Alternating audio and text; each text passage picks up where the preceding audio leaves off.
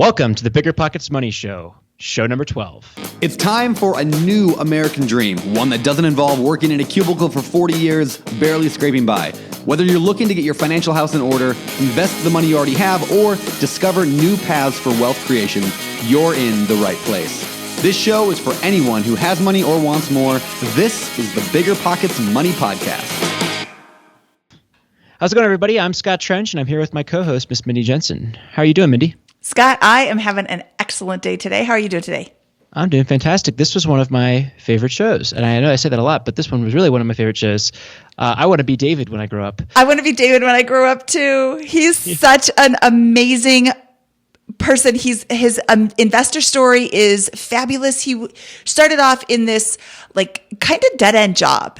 And instead of looking at it like, ugh, this job sucks, I hate it, whatever, I'm just going to show up. And he's like, how can I be good at this? How can I master this job? And he takes that approach and puts it at everything he does. How can I master this? How can I master that? Oh, you know what? I don't want to master this. Let me go someplace else. And he didn't start off with a ton of money. He started off with a ton of drive and just took that and ran with it. And this is, absolutely one of my top 2 favorite shows. I really love the Sarah Wilson Show, episode 6, just because her story is so incredible.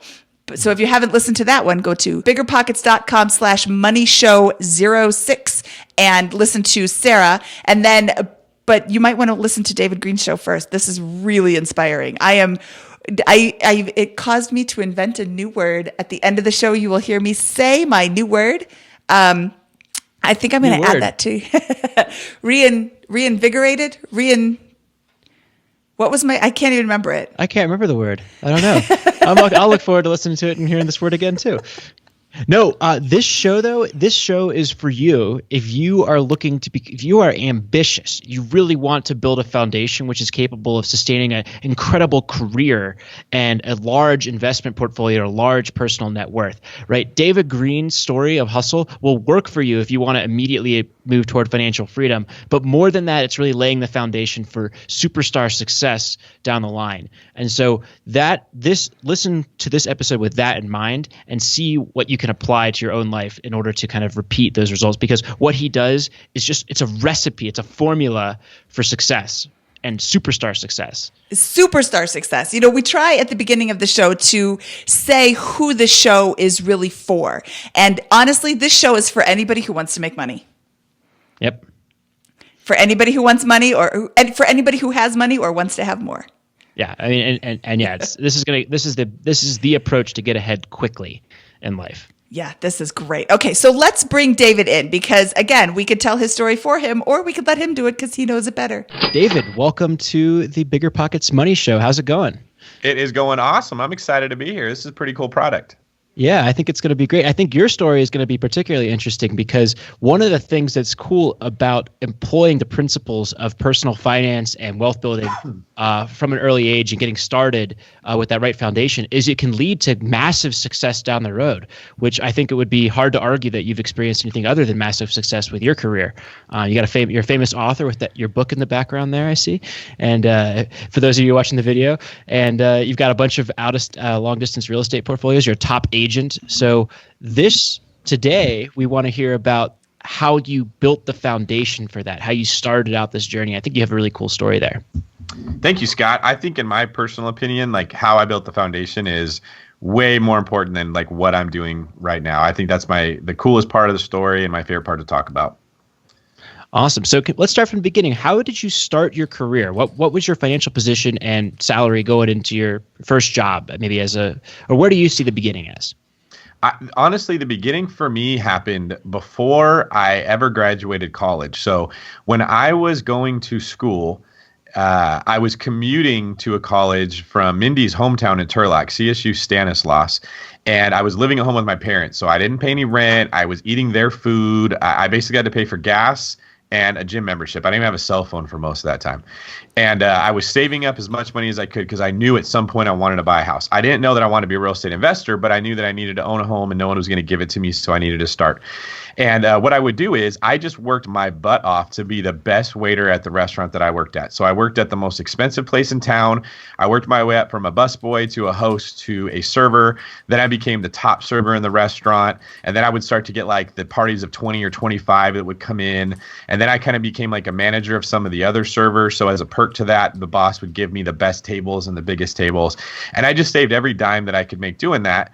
And then I went through reconstructive surgery where they had to put my ankle back together from a basketball injury. And when I came back, I actually drove, instead of to a restaurant in the city I lived in, I drove to one about 50 minutes away that was even nicer, closer to San Francisco where the prices were higher. And it was kind of like a re-evolution where I had to learn all about fancy wine and how to pair meat with steak. And it was very stressful. I was the youngest server there by far. These were like, adults that had families that were supporting their kids through working at this place. But it forced me to kind of like master the situation I was in. And I did really, really well at that restaurant too. We made really good money. So long story short, when I graduated college, I had all my school paid for because I went to a cheap school. I had my car paid for, so I didn't have a car payment. And I had about $95,000 in the bank that I had saved up during that period of time. Oh my God. Yeah, that I was in college. You were plus 95,000 as opposed to negative 95,000 graduating college. Which is where all my friends were, right? So that's kind of like the first area where I did really well that had exponential returns. Instead of graduating college in debt, I graduated college with a lot of money that I eventually turned into even more through real estate. Holy cow. Okay, so let's go back to this restaurant story because I actually have this, I've heard this story before and I want you to share it with everybody because this is such an awesome story. I was a waitress and that's a job that is not the most fun thing in the world. I think that everybody should be a waitress at least once or a waiter, not being sexist, at least once in their life to really learn what it's like to be in the service industry, what other people are like. Sometimes people treat you like crap I'm bringing you food that you're putting in your mouth. You should be at least polite to me. You're going to swallow this food. You might want to be a little nicer. But aside from that, how were you a successful waiter? What made you rise from busboy to host to server to best server?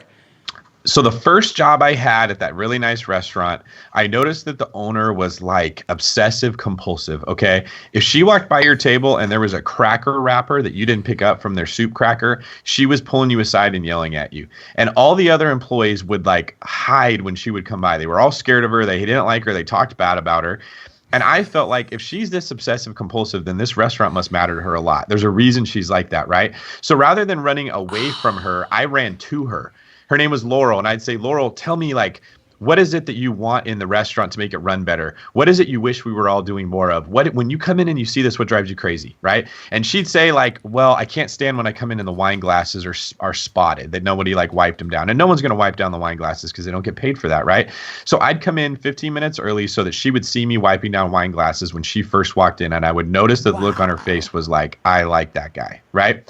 And then I would go to her whenever I had free time and say, hey, teach me about whatever you think a waiter should know. So she'd take me in the kitchen and we go over the cuts of meat and she'd talk to me all about everything she learned about the restaurant. We go in the bar and I'd memorize the 9 different types of glasses. Now, it was completely stupid. I did not need to know what cocktail goes in what glass. But learning it, and then when she would hear me teaching the new people that information, it made her feel like David is looking out for me. He cares about my business, so now I care about him, right? And then the other thing I would do is most people, human beings, they care about their needs and that's all. And we think that that's how I'm going to get ahead is by not worrying about other people. I'm just going to do me. Well, when my tables were taken care of, I'd go grab water and fill up everybody else's table's waters. Or I'd ask the other waiters, hey, can I make your salad for you? Can I make your dessert for you? When their food was up, I would go grab it and run it to their table and ask their customers if they need anything. And if they did, I would go tell the waiter, hey, your table needs steak sauce, or your table needs, another knife or something like that. I'll drop it off for you. So now they're telling my boss every time they see her, I love David. That guy is so amazing. He's just the best, right? So what's happening is this lady who everybody couldn't stand is hearing nothing but how great I am, which now makes her feel like of everyone in this restaurant, I'm the only one she can trust. And I'm this like 20-year-old kid working with 35, 40, 45-year-olds, and I become the favorite. And that is totally something anybody can do in any job that you have. if you care about serving the person that you're working underneath and being the best you can at your position, right? I never was like thrilled to be a waiter. I was honestly like one of the most shy people you ever meet. I was terrified the first time I had to talk to a table. I did not have the gift of gab at that time at all, right? But I knew what hard work was. And, you know, like I had been a basketball player and I was a big hustler and I always wanted to be the best basketball player I could be. And when I couldn't play basketball anymore after that surgery, I just took all that drive and applied it to the restaurant world instead. Said, I'm going to be the best here. And eventually, I mean, you're working part-time, going to college. I was probably making $45,000, $50,000 a year. And this was like, you know, 15, 20 years ago at the time, which is good money for a small town where I lived. And I'm saving like almost 100% of it. Oh, so this speaks to the kind of mindset that you have that I just think is absolutely brilliant. So I worked for Laurel. I didn't work for her. I worked for like 20 of her. And my response was not the same as your response. I was not like, oh, I wonder how I can make her happy. I was like, ugh, I can't stand her. What a jerk. And there were several restaurants that I didn't last very long in because I didn't have that same mindset. That is brilliant to look at a job. And I mean, I don't want to knock being a waitress because you can make a ton of money being a waitress or a waiter. Again, I'm being sexist. I'm sorry. But you can make a ton of money. But nobody wakes up when they're 5 years old. Oh, I hope I get to be a waitress someday when I grow up. Like it's not, there's no formal training for it. It's not like it's a no-brainer thing. But to look and see, oh, I don't see her as this terrible person. I see her as somebody who really cares about this. How can I make myself be very valuable to her? That's so brilliant. And there's so many things you can do with that. Like take that mindset and put it into, you know, your life. And I bet you've been a successful person because of it. Well, thank you, Mindy. Yeah, that'd be nice to think. No, I think what that speaks to though is that that's a situation other people would have failed in. Other people were failing in. And you were like, hey, I'm not going to allow my circumstances to force me to be unsuccessful. I'm going to adapt to the system, the situation that I'm in, and become successful. That's a recipe for success in almost any business, in any field. And that's why you've been so successful, I think, in so many different careers that you've had. I think that is the number one key to success is quit trying to make the world be what you want it to be and go figure out where the world is and adapt and be good in that world, right? So I think the biggest thing that I did to make more money than other people in restaurants, outside of everything I just said, is that I would notice that most servers were inefficient with their movements, okay? They would go to the kitchen, get a cup of soup, bring it back. Go to the kitchen, get a knife, bring it back. Where I figured out if I go to the kitchen and grab 5 things and put them on a tray and come out and go in like a circle throughout the dining room and make mental notes, they need water, they need ketchup, they need a knife, they need to have their table cleaned off, and then go back into the kitchen, grab everything I needed to make another round, I was literally 5 times as efficient as the other servers, which is why I always had time to be filling up waters, okay?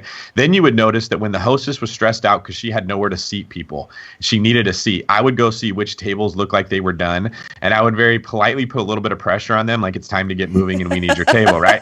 And then I could go back to the hostess and say, I'm the hero. Table 5 is going to be opening up. I'm going to get a bus for you because the bus boys are busy, right? So who's she leaning on when she has a lot of people that she needs to seat and she doesn't know who to give them to? Everybody else is panicked because they can't keep up. I'm looking cool under pressure because I'm more efficient. And I've sort of won the hearts and minds of all the people that I'm working with. Boom, all the tables are coming to me. When I got really good was when at the end of the night, when everybody, see in restaurants, everybody shows up like bright-eyed and bushy-tailed, and then after a couple hours of getting your teeth kicked in, you just want to go home. And like most people don't live a very healthy life in restaurants. They want to go party, they want to go drink, they want to go whatever. They would all be thinking about getting off and being done. And I would say, hey, do you want me to stay and pick up the last tables? And what I found is that in the beginning, they like 5 servers were there. They would sort of seat you in a rotation, like 1 through 5. Well, at the end of the night, when everyone wanted to go home, everything would just go to that last guy. So if I got good enough at my job that I could keep up with a large number of tables, I could literally double the number of tables that I had in a night, which would double my income, right? And it was like, I didn't understand why they were always going, like, why do you even come into work if you're just going to leave after 4 or 5 tables when I can do 9 or 10 and make twice as much money as you? And then I would just pay the busboys extra so they could help me keep up if I got busy, right? And I'm telling you, a lot of those principles work in the real estate world now. I don't try to skimp on people's commissions. I don't try to skimp on bonuses. I make sure my wholesalers get paid. I don't try to like skimp on it because I want them bringing more deals to me, just like I wanted the busboys to be looking after my stuff if I got busy, so I paid them a little more. Yes, that is so brilliant. And I knew very few people who would do that. They always looked at tipping out the busboys as this thing that they had to do. I had one woman who, I love her to death, but she was terrible at tipping out the busboys. She'd lie about how much money she made so she didn't have to tip them out. Like, they're working really hard. They're cleaning my table so I can get more people. We shouldn't make this a real... all about being a waitress show, but there's a lot of hard work that goes into being a waitress that people don't understand. And I keep saying waitress. I'm sorry. Apologies to everybody who's a waiter, or whatever gender you choose to identify with, Scott. But I mean, there's a lot of these principles that go into just general life principles. Okay, so moving on. We've exhausted. We haven't exhausted. There's a ton of things you could talk about being an agent or being a waitress. How did you make the transition to police officer? You went to school to be a police officer, I'm assuming. I don't actually know very much about being a police officer. So when I was in college, I actually had a lot of anxiety about what to do because I just didn't know. And I hated that feeling of not knowing what path I wanted to be on. I knew I wanted to be successful. I knew I wanted to do well. And I felt like my brain was going at 20,000 RPM, but I couldn't actually get the car in gear to go anywhere. I was like, I just want to do something, and it was driving me crazy. I didn't know. My last semester there, these women came in, and they were, what would you call it? Like recruiters for the Department of Health and Human Services looking for fraud investigators. And it was like, we need people to do a job. And I said, I need a job. What do you need to do? They said, you need to have your minor in criminal justice and then apply by this date. So I was a psychology major, and I realized if I needed a minor in criminal justice, I needed to take new classes. I was supposed to graduate after the next semester. So I had one more semester left. And I went to the chair of criminology, and she said, I'll tell you what, David, if you can just take this, if you can have this many units in criminal justice, I will let you have a minor. They won't have to come from all these different categories. So I realized I had already taken one class and I needed 8. So I had to take 7 classes on top of the 2 or 3 that I had to take already. I had to get the dean of the school to sign off on letting me take 30 units or whatever it was, right? In order to get that degree. And the cool thing was, by the time I was a senior, I had figured out how college works. Okay. I knew when a teacher says you need to go read chapter 3 tonight, that doesn't mean you need to read chapter 3, right? That just means they're telling me that. I needed to know when the tests were. I needed to know when the papers were. And that was an insanely high workload to try to keep up, especially commuting to school. But what I would do is I would go to class, I'd make friends with a nerd, I'd have them take notes for me. And while we were in class, I'd be typing my paper for the next class. I'd print it off at the library, go turn it in to that class, get the notes from the nerd that had taken them for me. And that's what I would study for the test that was coming up next week.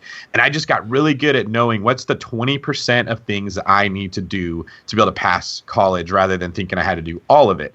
And I was able to do that and still work 4 days a week at this really nice restaurant and keep saving money, because honestly, that was more important to me than the degree. I didn't know what I was even going to do with a degree, but I knew I could be making money at this restaurant. So when I graduated, I found out that I missed the deadline by a week. I couldn't apply for that job. It was incredibly discouraging to realize I had just done all that and I missed it for a week. I spent about 2 weeks just sulking around and hating the world because of it. And then my grandma saw an ad for the newspaper that said they're hiring deputy sheriffs. I decided I want to be in the FBI. So I thought, I'll just go be a deputy for a couple years. And then I'll just go to the FBI. I thought it would be that easy. That's how that works. Yeah, basically that was kind of how I backed into being a cop. And then when I decided I wanted to do it, it just this overwhelming fire took over, and it was I wanted it so bad. I could not stop thinking about it. At that point in my life, I was very afraid of rejection. I hated doing anything I wasn't going to be good at. I avoided anything I thought I would fail at. I was very insecure in a lot of ways. And I had to apply at 11 different departments and go through a pretty lengthy application process, tons of written tests and physical agility tests and backgrounds and all kinds of stuff before I finally found someone that would hire me. And the day that I got hired, I just knew I've worked so hard to get here. There's no way I'm not just going to go give everything I have to this department. And that was kind of how I ended up becoming a police officer. So were you in a city or were you a county deputy? Yeah. I was a county deputy, and I started off working in the jail. So I worked in the high security jail in the county, which was kind of where all the top recruits got to go. So when and eventually I worked my way into getting to work in the intake. That's where they bring in the people that just got arrested and usually have the most rebellious attitudes still. It's kind of the hardest place to work. Once they get up to a module or a pod, they've kind of been indoctrinated a little bit with what they can and can't get away with. And for the most part, they're pretty well behaved. But when they're first coming in intake, you're trying to break wild stallions all day long. So that also had like a really big impact on my personality in areas that I had to grow, in ways that I had to realize like, man, I am just not strong enough to live in this environment. I'm going to have to make changes if I want to adapt here. And an experience like that is really good for a young man, as far as like I think I was able to do it because of those experiences I had before with basketball and being a waiter, where I knew I can adapt to an environment that you put me in. I don't have to run and hide from things that are hard and find something that's easy, which allowed me to grow even stronger in that world, which taking that kind of a mindset into the business world helps me a lot now. I think it's fantastic. I mean, what everything you do 100%, it sounds like, just in terms of your career, life, everything. Let's talk about the financial side of this. So you graduate college with 95 grand, Yep. and you get this job at the jail, or as a deputy. What are you thinking financially? How are you thinking I'm going to grow my financial position, and what is your reason behind wanting to do that? We grew up not having a ton of money, and I would remember seeing my mom go ask my dad for money for new shoes or to take us to McDonald's. And then I'd see them fight like viciously about how we couldn't afford it. And I just hated knowing that I felt like I was sending my mom to the chopping block to go on our behalf. And that sick feeling of guilt that I would have, like every time I asked for a toy, mom gets yelled at. And I somehow knew as a little kid, this all has to do with money. If we had money, this would not be a problem. And I just made these like agreements with myself that I will never be broke. I will never get to the point where money can cause this much pain again. So I think I had that kind of always in the back of my mind, that money isn't what like, it's not all that matters, right? But not having it will bring a lot of stress and strain into your life that doesn't have to be there if you do. So I kind of understood that like money isn't evil. It's also not the goal of life. It's a vehicle that can get you the goal of life. I didn't have any clue how to grow it. No one showed me anything. I just had this drive that I didn't want to be broke. I ended up getting my first rental property. I talked about that on the BiggerPockets podcast, episode 169. Just backed into that too. Had a buddy who was buying a house, and he ended up not able to buy it, and he was going to lose his deposit. So I went and looked at it, and I bought it instead, and boom, I'm a landlord. But this was in like 2009 when the market had just crashed. So I'm saving as I'm watching home prices go up. Like I got to catch up with it. And then they crash, and now I have all this money that I don't have to just spend on one house. I could go buy like 4 of them, right? So I'm saving money as a deputy, and I had saved up all this money from working in restaurants, and I'm buying like a rental property or two every year, just not sure this is what I want to do, but kind of like, hey, this is cool, it works, I'm renting out. So what year did you start in the workforce? I started as a deputy in 2008. So that was the year you graduated college, a year before, around that I graduated well? in like 2006. So there was like a year of trying to get hired, and then a 6-month police academy, and then a little bit of a wait, and then you actually go into work. Is it like the movie? Which movie? Which one? Like Police Academy? Yeah, I wish it was like the movie. It was like 6 months of hell. So you're in the police academy, and what's your financial position when you start the job, and what's your savings rate as you're in that position? So when I joined the academy, I moved and I rented a room from someone on Craigslist for $500 a month. So I was really close to the academy. And they paid us like, I think it was like $3,200 a month or $3,300, which is not very much in the Bay Area at all. That's like more than half of that would have went to rent for just an apartment. All of that would have gone to rent. Yeah, pretty much. It's really bad. And then I'm not really proud of this, but like I was so thrifty that I think I used the same sandwich bag for like all 6 months of that academy, because I didn't want to have to drive Safeway and buy new ones. I was like, I need to go home and study because I didn't want to get yelled at the next day. So I would just buy lunch meat and bread and like a granola bar or something. And I would take it in a bag every single day. And you would only get like 22 minutes to eat your lunch and change out for the next part of the day. So you'd be like eating and changing at the same time. So a sandwich was like all that I would have had time to eat anyways. And I was so focused on doing well in the academy that I didn't think about, what do I want to go spend money on this weekend? I'm bored. What should I buy? It was literally like, that doesn't matter. I just need to do the best I can with where I am now. So I was saving money throughout the academy when everybody else was kind of dipping into their savings. Then I start working as a deputy, and you get a pretty healthy raise. We probably went up to more like $4,000 a month or something at that time, maybe up to $4,500 or so. And I just kept renting a room, but I rented from a different cop. So I found a guy. Everyone was at work saying, hey, Juan just bought a house. He bought this huge house. Juan was stupid with money. He did not need a house that big. So I called him one day to congratulate him on his house. And I'm like, hey, what are you doing with it? He's like, oh, it's just me and my wife.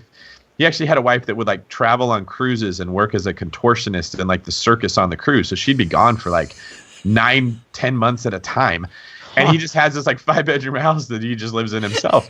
So I was like, do you want to make another $300 a month? He said, how? I said, let me rent a room from you. He said, okay. Like $300 a month was stupid. Like he could have got 2 to 3 times that by renting it, but he just didn't care about money, right? He didn't know how it worked.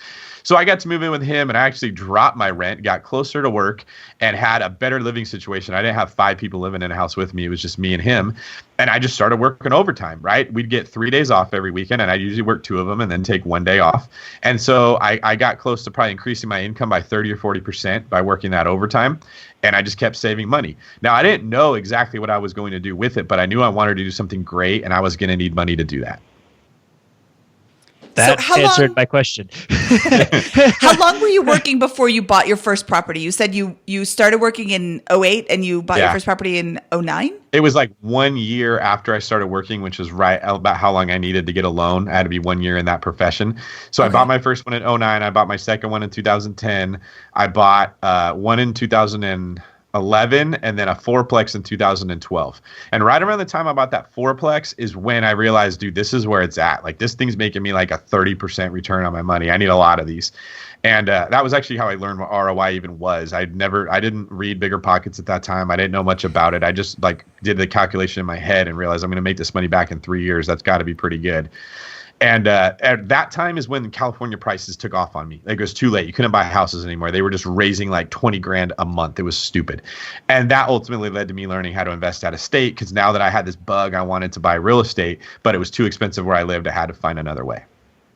Okay, so let's talk about your first couple of properties. Let's just gloss over the numbers really quick. What did you buy them for? What were they renting out at? Have you had any problems with these properties? Yeah. So the first one I bought, I paid $195 for.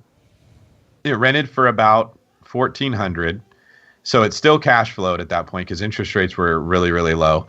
And my only problem I've ever had was that first house that I decided to manage on my own. Stupid idea. Was worried about the $100 I was spending on property management, not the thousands of dollars I could go make it working overtime and letting somebody else deal with it. The tenant took me for a run. I talk about that on the podcast 169. Like he was just better at being a tenant than I was a landlord. He was a professional and I was not. So he ripped me off pretty good. And then the next time I use a property manager for everything, and I paid $183,000 for the second one. That one rented for about $1,500. And then the third one I bought for $135,000, and that one rented at the time for about $1,100. My fourplex I bought for $250,000. And that one at the time that each unit rented out for $800. So I had a total of $3,200 on that fourplex. Where's that fourplex at for $250,000 in the Bay Area? Yeah, well, that was in Manteca. So that's probably like an hour and some change east of the Bay Area. And this was still like, it was very distressed. It hadn't been rehabbed. The tenants were rough. The agent who was showing me the home, she actually owned it, got bit by a dog of one of the tenants while we were looking at the house. And I went and sat with her at the hospital for a couple hours as they like cleaned it out. And she sold it to me for like 20 grand less than she was asking because she was so happy that I hung out with her that whole time. But those rents since then, Mindy, have like, they've skyrocketed so much. The one that I first bought and I was renting for $1,400 or $1,500, that one's at $2,150 now. The one that I bought for $183 and rented it for $1,500, it's at $1,950. The third one I rented for like $1,100, that one's up to $1,650. So they cash flowed good at the time, but they're like extremely good now, right? What was $200 or $300 a month is now like $900 a month on some of them. So I've been able to refinance those, put them on 15-year notes, pay them off a lot quicker, and they still cash flow really, really strong. And that's one of the cool things about being ready with having capital is like you put yourself in a position where you can enjoy that future gain instead of looking back and saying, oh, I wish that I had bought when I could. So how did you got these properties? What an incredible story of just how you hustled, saved up the money, continued to be frugal and found opportunities and exploited them. How did you transition out of your profession as a police officer? What was that? What was the tipping point where you're like, I need to leave and go pursue this new career? Yeah, that's a really good question. So what I did is once I realized I wanted to be an investor out of state and I bought my first couple and I realized like, hey, I'm actually getting kind of good at this and I'm starting to get some attention for it. it was right around the same time that being a police officer changed in the country. Like the political landscape changed a lot. We went from being people that like, little kids would wave at to like 3-year-olds would flip you off because their mom and dad were teaching them cops hate them. It was really bad being a police officer in the Bay Area. So we were getting in trouble just because it was like trendy to show, hey, I got a cop in trouble. You should vote for me. Like the mayors were putting a lot of pressure on police. So the job was becoming less fun, much less rewarding. It actually started to feel like self-preservation. You're just trying to keep your job all the time. And at the same time, I'm seeing like real estate is actually a happy place. So I kind of switched around and I started working as much as I could, like trying to set records for the most hours that anybody had ever worked, working 90 hours a week, sleeping in my car, saving every dime. I'm still renting rooms from cops at this time. So there were periods of times where I could be saving like $10,000 a month because I would just live at work beyond the clock all the time. And I had like zero expenses, right? So at that rate, I could buy a house like every 3 or 4 months with the houses I was buying in Arizona. And then Arizona got to be too expensive. So then I moved over to Florida. And then that's when I learned how to burr. And when I learned how to burr, it was like what I thought was doing well completely just supercharged, exponentially increased, right? I went from buying 2 to 3 houses a year to 2 or 3 a month if I could get the financing, right? Wow. and I got more affiliated with BiggerPockets. I did the podcast. I started getting a lot of people calling me all the time and wanting advice. And my buddies would start to hit me up when they wanted to sell their house and ask who I knew. And I realized like I should just get my license and start helping these people. And when I did that, like a year into it, I got so busy doing that I couldn't keep up with that job and my police job. And I had to make the decision. And I just finally realized like there's not really much more I'm learning being a cop at this point. I've done everything I wanted to do. I'm not growing anymore. It's just comfortable. Being an agent is super scary, but I think that's like the new situation I need to be in that's going to force me to grow and adapt and get better. So about a year ago is when I made that decision, like, hey, I'm going to go be a real estate agent instead of being a cop and continue to use that money to buy real estate. Now, for me, a lot of the stuff I learned as an investor works being an agent. Like there's a synergy to how those two things work together. And so I've done really good being a real estate agent. And then the things I learned being an agent, like the business skills, work really good in my investing world. The way I've learned to talk to people, the way I've learned to incentivize people, the way I've learned to guide people. I start taking that to my property managers, my lenders, my contractors. Their business goes better. I get a better result. And I usually end up getting deals coming back my way as a result of that. An overnight success. Yeah, exactly. 10 years in the making. 90 short hours every week. You could be an overnight success too. No, I like this story is just absolutely incredible. I think about what you just went through here. You started with frugality. You saved everything you could, and you made the best of the situation that you were in, which was as a waiter. You didn't take the highest income producing route after that and go into something else. You got a salaried, a median income job as a police officer and continued busting your butt, living frugally, and giving yourself the opportunity for success.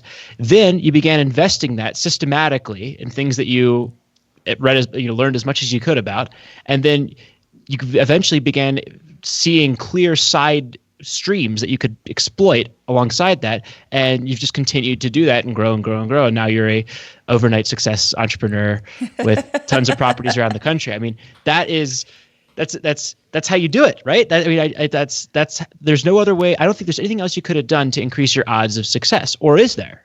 Was there something that you messed up here? The only thing I would have done different is that I've learned to burr sooner, right? So if I'd have focused a little more on education and a little less on just pure hard work, I might have been exposed to some ideas that would have made more sense. And then maybe connecting with people that had done this like before that liked me would have probably helped a little bit because they might have come up with some ideas. But the reality is if I would have tried to go big quickly, I probably wouldn't have had a foundation in place to sustain me, and I would have lost a lot of it. When I hear people telling me, David, I want to do what you're doing in real estate, I want to kind of copy your shoes, I'll then ask them what are they doing right now, and very few of them are trying to crush it at the spot they're in. In fact, most of them are unhappy where they are, and they're looking at real estate to be like their escape route. Like, I want to get out of my unhappiness, and I want to go into real estate. They haven't learned to control themselves. They haven't learned to control their budget. They haven't learned to control their work ethic or their emotions. And they think that they're going to walk in and they're going to control an asset worth hundreds of thousands of dollars that could potentially break them. And they're going to lose. Like you have to be already doing good in what you're doing before you try to take the next step up, or that step isn't going to sustain you. And that is where I feel like BiggerPockets, that's why I love like the podcast you guys are doing. That's the skills people need. I mean, yes, real estate is the vehicle to get you there, but doesn't mean you know how to drive it just because it's been handed to you. I love it. I completely agree with everything you just said. The whole point of this is real estate should be something that helps you advance your financial position. When you become dependent on it exclusively for your sustenance, that's when you're at risk. That's when I think the danger occurs, is when you're over leveraged and you're allowing real estate to control you versus real estate to advance your position and be a part of it. You are going to be successful regardless of this, right? You're saving $10,000 a month. Your next property, maybe you win, maybe you lose on it. You're doing everything you can to give yourself an advantage and have it advance your position. But if it does go badly, you're fine. That's one bad piece of the puzzle, right? A lot of people, I feel like, are doing exactly what you said. They're not in control of themselves, and they're investing from a position of financial weakness instead of strength. Yeah, and you're going to have a bad experience if you do that. You're going to live in fear and anxiety. You're going to worry about everything. Those are the people that when you hear like the naysayers, like, oh, real estate's a scam, you're going to lose a lot of money, it's because they're doing what you're discussing, right? Even the types of properties that you buy, I talk about it in the book, Long Distance Real Estate Investing. If you're just starting off, go to a market with a really low barrier to entry, very low price points, high price to rent ratios, where even if you screw up really bad, you're still going to end up with a strong cash flowing property, and kind of like learn how to swim in the shallow end. Don't just jump into the big end and try to start a syndication on your first deal and then worry why you hate your life and you're terrified all the time, right? I'm in a position now where I have enough cash flow. I could retire if I wanted, but I couldn't have the life that I want to have, right? So what happens is the security and the safety that comes from that cash flow allows me to take bigger risks that are no longer risky, right? That risk is mitigated by the cash flow that I have coming in. And then as I play in that medium shallow or medium area of the pool and I get good at it, that will open up doors to take bigger risks furthermore, that I don't have to worry about losing everything because I just like gave it my all on one shot. And by the way, you consider that the shallow end because you saved up $95,000 in college on a median, income waiter job, and had a huge savings rate, right? That's not the shallow end for the guy who's making the same income but saving $400 a month, right? That's everything he's got and then some. So that's a key distinction, that you kind of approach this whole thing from a position of such strength. Yes, So. you need to change the way you look at money. That needs to be the first thing that you do. I wrote a blog post on my website, greenincome.com, and I talked about money is like an apple. And there's people that look at an apple like a source of food that I can eat and feel good right now. And there's people that look at an apple like a source of seeds that I can take out and I can go plant, right? And if you start to look at the seed aspect and you plant more trees that grow to produce more apples that have more trees, you get into this exponential return of money. If you look at it like it's a food that I deserve to eat and be immediately gratified, you're eating your future. It's like a horrible way to think, right? I remember one day in the restaurant when we were slow talking to my buddies who would all smoke weed and drink beer. That's what everybody did when they were like, in college working in a restaurant. And I calculated how much money they spent a year on just alcohol and weed, nothing else. Okay, not even food. And for 4 out of the 5 of them, they were spending $22,000 a year.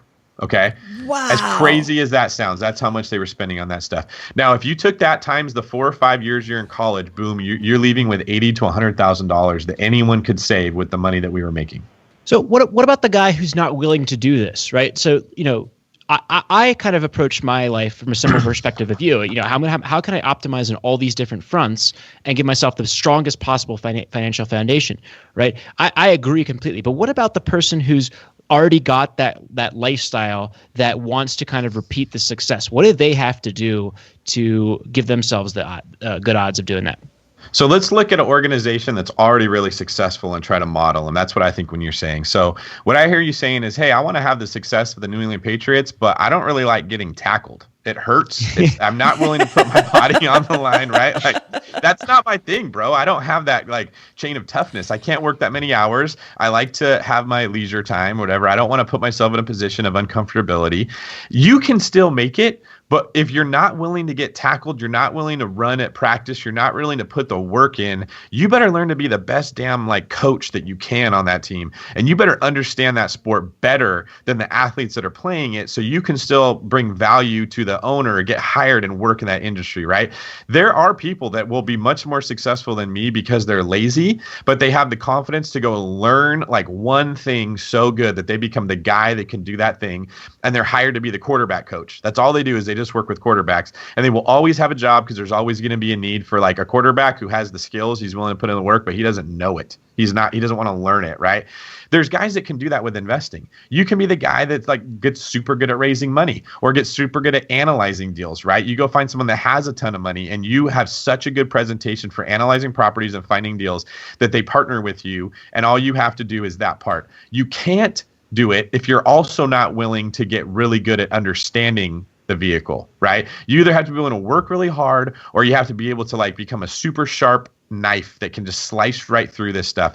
But it's going to have to be one or the other. You can't just be a fan sitting in the stands and wondering, well, why can't I get on the team and play in the game? That's such a good analogy. I was going to say, if you're not willing to get tackled and be the New England Patriots, then you're going to turn into the Chicago Bears. That answered my question, by the way. What a thorough responses to these. Yeah. Yes. So what I'm hearing you say, David, is that you have to do the work. You can't just sit there and do nothing. Yeah, but that's an interesting. There's so much different work you can do, right? Like, it doesn't have to be the work you hate. I'm not a super social butterfly type of a guy. I go very deep in the relationships I have, but I have a hard time meeting new people, right? Like, we just did the meetup the other day. I don't believe you at all. Right? I had to turn it on for like 3 hours of that. And when I got done, I just laid on my bed staring at the ceiling of the hotel. Like, I felt like I just worked out and I had nothing left to give. Right? I'm the same way. Yeah. Yeah. I can do it for a period of time, but it will drain me, and like I'm exhausted. And if you try to talk to me at that point, I'll probably snap at you or be really short. You'll be like, David seems so nice. Now he's really rude, right? I just don't have that much to give. So what I do is I pick and choose my spots in the areas where I know I'm not strong, and I only worry about the stuff, for the most part, my 20% that I really love: analyzing deals, putting together like a big picture type of a look at things, building a system, identifying talent, and teaching it how to help me accomplish whatever my goal is and helping it in its place, right? Everybody has something that they like about investing. You might not be good with numbers. You might not be good at analyzing properties, but you're a great people person and you can connect people. I know lots of people that make way more money than me, and they're just really good at connecting people. It kind of makes me sick. I wish I could do that sometimes, but that's not me, right? You might be incredibly shy, have zero people skills, like stare at your shoes and chew on like cardboard or something because you're weird, but you're a genius when it comes to analyzing things, right? Like, you can look at a spreadsheet and feel like a fish in the water and do something that other people are intimidated by. Strengthen whatever that one skill is that you do have, and then find someone to partner with that needs you, and you won't mind putting in the work when you like the work, I guess is what I'm saying, right? Some people can't work 90 hours a week like I could. They would just go crazy. That doesn't mean that you shouldn't do anything. There is something that you like doing that you could do 90 hours a week. So you do have to put in the work, but that doesn't mean it has to be something that you hate. Right? Like, there's so many things when it comes to business and real estate investing that there's something out there that you do like and you're good at. Otherwise, you wouldn't be like listening to these podcasts in the first place. Such a good. Wow. I'm so glad I had you on, David. I'm so glad it was my brilliant idea to bring you onto the show. So you have mentioned BRRRR a couple of times, and not everybody listening is a BiggerPockets member. Can you explain BRRRR and how you use that? You said once you discovered BRRRR, you just took off. Can you explain how that works? Yeah, so BRRRR is a way of purchasing property. It's like the order in which you do the work. And when I combine that with long distance investing is where I started, like, my net worth just started growing incredibly fast. They're two underutilized ways of understanding how to invest in real estate that when you master them, doors open for you that you didn't even know were there. Okay. So BRRRR is an acronym, and it stands for buy, rehab, rent, refinance, and repeat. And all it is the order in which you go through the process. First, you buy a house, then you rehab it, then you rent it out, then you refinance, then you repeat the process. Now, that's in direct opposition to the traditional method, which is buy a house, with financing up front, then fix it up, then rent it out, then go to repeat it. And the difference is when you do the traditional method, you add value to the property, but your value is stuck in the property as equity. When you use the BRRRR method, you add value to the property, then you pull that money back out of it so that you can reinvest it again. This is something that I'm spending a lot of time teaching on and studying and really like drilling down on how I become a master at all 5 of those levels, the B, R, R, R, and R, because I know that like that forces me to become the best investor I can. Like, how do I buy the best deals paying the least amount of money in the areas that have the most potential upside? The rehab. How do I get cheaper rehab for more value? How do I add value to the house through my rehab? How do I add bedrooms, add bathrooms? What's the cheapest way to add a bedroom or a bathroom? When do I put a roof on? When do I not put a roof on? Right? The rent it out. How do I know what areas the rents are going to be increasing in over the next 5 years versus the ones that will be staying stagnant, like it's et cetera. So by forcing yourself to master the BRRRR method, you will eventually force yourself to master real estate investing overall. I love it. Can you give us a quick example of a recent deal so that people can kind of grasp the concept in a practical sense? Like how much money you put into a deal, you fix it up, what's it worth? Yeah, pull it out the money. That's a great point, right? And I could never do this in California, so I have to go to other states where this works. So the last deal I bought was a really, really good one. I bought it in an area that is like up and coming in Florida. It's kind of like where all the hipsters are moving into. Like it used to be a rough area, and now all these like 22, 23-year-old hipster kids, they all want to move there. So values are increasing, and there's not a lot of inventory. I bought a 2-bedroom, 1-bathroom house that is like completely tore up. Needs completely new flooring, holes in the drywall, needs a new roof. HVAC doesn't exist. The kitchen was half remodeled and they didn't finish it. It was like a flip somebody ran out of money to buy, okay? So I think I bought this thing for like $47,000. Horrible, right? The ARV on it as it stands right now is about $95,000. After repair value for folks that, exactly. The after repair value, what it will be worth when it's completely fixed up, right? So right away, that's a really good deal. It needs probably, I'd say, $30,000 as is to get that thing fixed up without a new roof, maybe 38 if I add the roof. But what I'm doing is it has a Florida room. So in Florida, they have these areas of the house that are not part of the square footage of the home. They're like an enclosed patio so that you can sit outside and the bugs won't chew you up, right? The cool thing with Florida rooms is you've got a foundation laid, you've got framing put up, and you've got the roof that extends over it. It's basically just no drywall, but it just windows. And this one has electrical already run to it. And it's a big size Florida room. So what we're doing is we're taking that Florida room, we're attaching the plumbing from the other bathroom that's very close to it, making it into a master suite. So we're creating a bedroom and a bathroom, and it's only going to be like $6,500 to do the actual addition, and maybe another $5,000 for the bathroom. So for $11,500, I'm adding about 400 square feet to this house, adding a bedroom and adding a bathroom. Now on these houses that you're buying, these like 2-1, 1,100 square feet type things, now I'm making it a 3-2, closer to 1,450 square feet. The comps that the appraisers are going to use to determine the after market value, after repair value, just jumped up huge because a 2-1 sells for way less than a 3-2. Nobody really wants a 2-1 anymore, right? So now instead of having an ARV of 95, I'm probably looking more about 135. But so I added, what's the difference? Like 40 grand more in value to that house by spending 11,500 to add this bedroom and this bathroom on. Okay.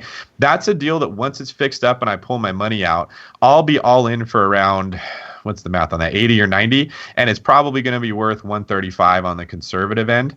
So I'm going to get back more money than I put into it after I go get a loan on it. The bank's going to let me borrow 75% of what the appraised value is, which is my after repair value. I'm going to get back more cash than I put in and have a place that cash flows and has basically been rebuilt from the ground up. So my CapEx is going to be very minimal for the next 10 years. Now, that is a way better way to invest, but it takes more work.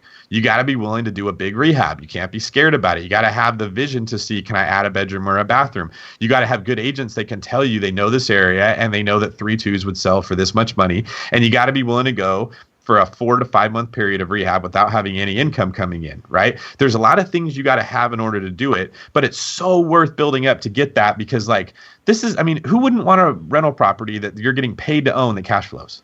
And you got to have the $80,000 to go in and buy the deal, which comes right back to that whole financial foundation thing, right? This is a tougher deal if you don't have that money in the first place, right? 100%. And you have to do all that work at the same time. So. Yes. The only reason I can buy that house for the price I'm paying for it is that it won't qualify for conventional financing because it's in such bad shape. Okay. So as a cash buyer, immediately I eliminated 95% of my competition because only 5% of the investors out there can pay all cash. Right. And I'm in Florida where 50 grand goes really far. That's a lot of money in Florida. It's nothing in Denver or in California. So I've basically found inefficiencies at every single level and I've maximized each one of them. And then at the end, they all come rolling back to me and I get way more money in back than what I put in and this cash flowing property. Now you multiply that times 2 or 3 houses a month and consider how much money you're adding to your net worth and your cash flow every year. You are remarkable, sir. Thanks, Scott. What's the name of your book again? Long distance real estate investing: how to buy, rehab, and manage out of state rental properties. And I talk in that book about these systems that we're talking about, like how you maximize them at every level. That book, by the way, is fantastic. I read it recently. Actually, I read it and then I listened to the audible version as well, and it blew my mind. And it's something that I'm going to attempt to transition and replicate over the next couple of years myself. So thank you, Scott. Wow. Yeah. So I just want to add before we get to the last segment of our show, which is the New Famous Four, I want to add that I am so excited about real estate just every single day.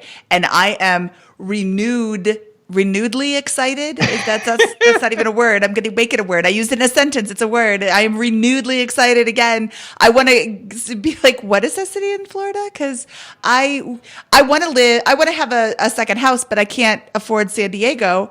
And Florida is just as warm. I want to go do this. And I'm excited to do this. And so, yeah, let's talk after. That's awesome. That means but I did my job. Yeah, you did. I'm like so excited again, like re-energized. That's a better word than renewedly, whatever I used. Okay, so with that awkward transition, let's go to the segment that we call the Famous Four. These are questions that we ask every guest every single time. What is your favorite finance book? Besides your own. Richest Man in Babylon. Yes, that's mine too. I'm telling you, like every kid should have to read that in school. So many of the world's finance problems would be fixed if people just read this super short, easy to understand, easy to read book. It's like a magic pill. And it's 100 years old, and every single bit of it is still relevant today. It's crazy. You can how buy it easy for like money is. $3 on Amazon. Like it's the cheapest book I've ever seen. I thought it was 4,000 years old. Yeah, it might be 4,000 years old, but it was first published in 1920. Yeah, you'll get that terrible joke after you read the book. All right. What was your biggest money mistake?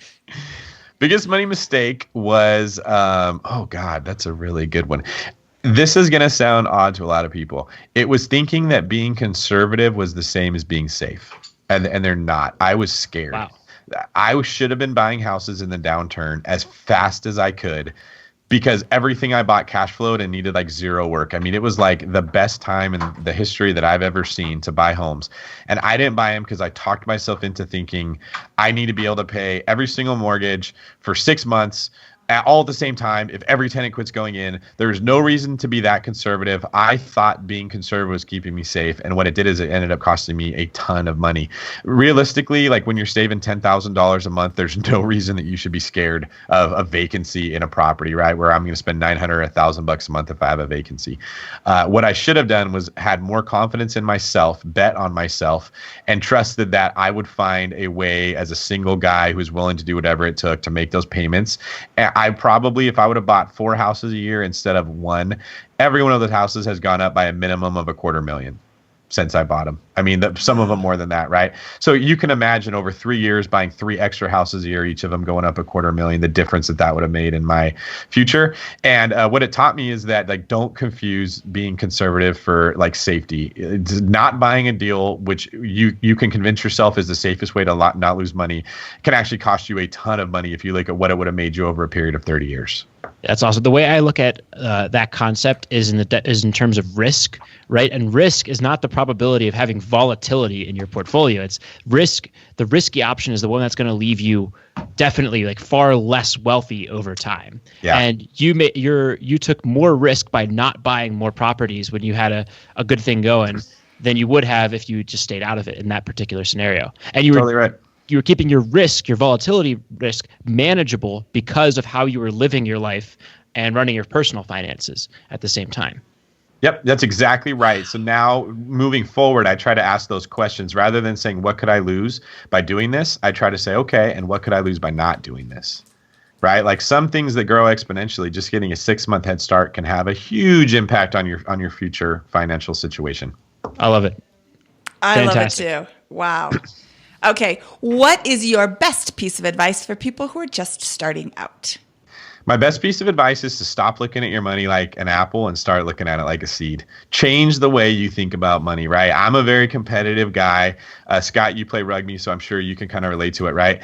In order for me to do my best, I have to turn everything into a game, and I have to find some way to keep score. That brings out my competitive juices. So what I did was I said, every dollar I make is mine to keep until I give it to somebody else. How do I limit the ways that I'm letting other people get their hands into my money? Going out to eat, going to movies, taking a girl on a date when you know that this isn't really going to turn into very much, right? Those are all things you just throw away. And if you multiply it over the next 5 years, it's a lot of money that you're dumping. Find a way to keep as much of your money as you possibly can, and then to make as much of it as you possibly can, so that when the opportunity comes, you're ready and you don't miss it. I think everybody's biggest fear shouldn't be, what if I lose money? It should be, what if an opportunity comes and I can't get it because I was $5,000 short? Love it.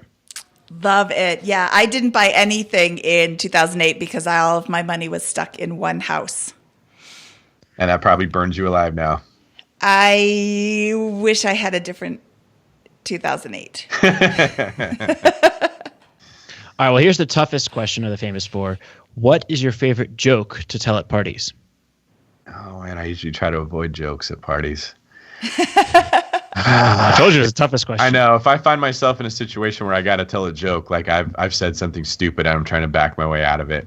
What is my favorite joke to tell at a party? I don't really have much coming to mind right now. I usually get asked for cop stories, so I can usually get at it. Like, that's an easy way as a cop to get at something. Somebody will want to know. What's your favorite cop story? That's a funny one that I can actually say on the air. Something that happened. Oh man, I'm going to blank on Super that. Troopers hazing, you know? Oh, I know. There's so many good ones, but I can't share a lot of what. All right. So in the police academy, we had a recruit that was not really much of a physical specimen. He was kind of like a very short, dumpy, bald white guy. He looked a lot like those little, those little Ukrainian toys where there's like a doll inside of another doll. Have you seen those before? Oh, like Yes. the Russian, like the Russian. Yeah. Whatever they call those. He was shaped like one of those. And he would How do you get run. into the police academy? Well, they were like, it's hard to find cops right now. They're literally, this is a side note, they're literally recruiting from Best Buy Geek Squad right now to find police officers because they do not want like aggressive take charge people because they're so afraid of the bad publicity. So they're going to Best Buy and trying to get Geek Squad guys to sign up to be cops. Kind of a crazy world. But this guy, he would have this like waddle when he ran and he didn't move his arm. So he looked like a tiny little T-Rex that would just like move side to side as he ran, right? So one day we were all like lined up and he had forgot to take off his hat when he went inside the building. There's like a million things you got to learn and they're kind of teaching you to always have your brain, like you're never on autopilot. So we run in the building and everyone takes off their hat. He forgets to take his off. So he gets called out while we're all standing at attention and we're standing there for like 20 minutes, not moving, not breathing, can't scratch an itch. Well, I guess you're breathing, but you're not like making any sudden movements. Can't scratch an itch, can't like get your weight off your feet, nothing. And then we hear, and you better buckle that chin strap too. And like the door flies open and he comes waddling at a very fast pace right into the room. And he's wearing this like ridiculous plastic helmet, like a little child's Halloween costume of like an English Bobby type of a cop, right? Like a really shiny, it didn't have a bill on it. It was just like a straight like little helmet and a little plastic chin strap that he then grabs and he's trying to buckle it as he's running. Everybody is like trying as hard as they can not to laugh. And like you're hearing this like explosive laugh coming out of people's mouth and like they're spitting on each other as they're trying not to laugh. And then like they come in and yell at us for laughing and we're all doing push-ups. And as you're doing the push-ups, you cannot stop laughing. Like it was the funniest visual that you could ever imagine, right? And I remember doing push-ups and thinking like, I think my abs are going to give out before my chest because this is like the funny, I can't even think about it without laughing. It was just so funny. And that was like our rallying cry for the rest of the year. And you better buckle that chin strap too. It was like I remember the Alamo. That was a big story. Oh, that was awesome. I love it. That's much better than the jokes that we usually get on this show. Scott is a very big fan of the pun. All right. A pun is a terrible thing. I can see Scott being the kind of guy that would like read a book of jokes or puns before he went to a party, just because you're never going to catch him unprepared, right? That he hopes he never has to use, but if it does come up, he's like got like 4 waiting that he can employ at any moment. Well, I don't know this today, so I'll have to buckle down and figure that out for next time. Buckle that chin strap. Scott is very smart, and Scott has 100 just tucked in the back of his head, and he makes the worst puns all the time, and they're just like right on. You can't. He's very prepared. He's the Boy Scout of puns. All right. Okay. Well, where can people find out more about you, David? My website is greenincome.com. It has the E at the end of green. That's where I usually post like articles that I write. All the stuff I submit on BiggerPockets goes on there. Podcasts that I've been on. What we started doing is every time I buy a house, we're like once a month I release a house and I say how I bought it, what I paid, how the rehab went. Here's some pictures. This is my ROI. This is the plan. This is what we're doing. So the people who are trying to get used to real estate investing, but they're scared, can kind of follow along and see how my deals look, and then give them like a sense of confidence of like, this is, I mean, you're maybe not going to hit these on your first try, but this is like the gist of how you should start processing information when looking at deals. And then I'm also on Facebook at David Greene 24. That's my handle. And then honestly, like BiggerPockets is a really good way to get a hold of me too. I love that community. I remember when I was first getting into real estate investing, that BiggerPockets was this source of confidence and comfort that like, hey, I'm not crazy. There's other people doing it too. And I think every time I do one of these podcasts, that's my goal, is to create that with the listeners. Like, hey man, like you should pursue this. It's worth it. It's not, there's a way you can lose money, but there's also lots of ways that you can make money. And really real estate can seem risky, but of any investment vehicle there is, this is probably like the safest one that you can get into. So I like to be a big part of BiggerPockets, and hitting me up on there, you're likely to get a response. Awesome. And we will put links to all of this in the show notes for this show, which can be found at biggerpockets.com/moneyshow12. So David, thank you so much for being a guest on our show today. Thank you for sharing your money story. I think that's the mindset ideas that you have are just phenomenal. They're really, I wish I would have met you when I was a waitress. Oh, that's very nice, Minnie. Thank you. You were like 9. Appreciate you guys. Yeah. This was a legendary show with every possible aspect of personal finance, and showing how what you're doing, all these things right, just puts you at such good position to have great opportunity and huge success down the road. So I hope you enjoy it. Thank you, guys. Nothing I did is something that only I could do. Anybody could do the same stuff that I did, and I hope that the listeners understand that. Yep. I hope so too. Okay, well, shall we get out of here? All right, guys. Thank you very much. Okay, thank you so much. Bye. Have a good day. Bye. All right, that was Mr. David Greene, author of the book on long-distance real estate investing. Where is that available, Scott? That is available on biggerpockets.com /something. We'll put it in the show notes. But here's the copy of the book. Again, I thought it was a fantastic book. It just, the guy, besides putting together his approach to personal finances, once you have that financial foundation built, this is definitely something to consider, and it's something that I'm going to seriously consider for myself in the future. Although I have not taken action on the book quite yet. I just finished it like 2 weeks ago. Yes, and I just looked that up. It is biggerpockets.com/long-distance-book. Thank you. But yeah, I mean, this is an approach and a mindset and a person that I really admire, and I think embodies the correct way to kind of go about giving yourself super high odds of success in in finance, in life, in your career, in everything. And if you are starting with a median income or around that, this is something that you need to kind of keep in mind about how to just doing all of the things that David just talked about. Yeah, I like one of the last things he said before he left was, this isn't something that I'm the only person can do.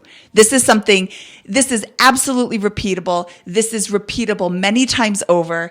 And I'm just so inspired after talking to him. Like I said, I am always excited about real estate. Now I'm renewedly excited about real estate. And just from talking to David for an hour, I can't wait to go out and talk about real estate again. So on that note, Scott, shall we get out of here? Let's do it. Okay, for episode 12 of the BiggerPockets Money Podcast, this is Mindy Jensen, over and out.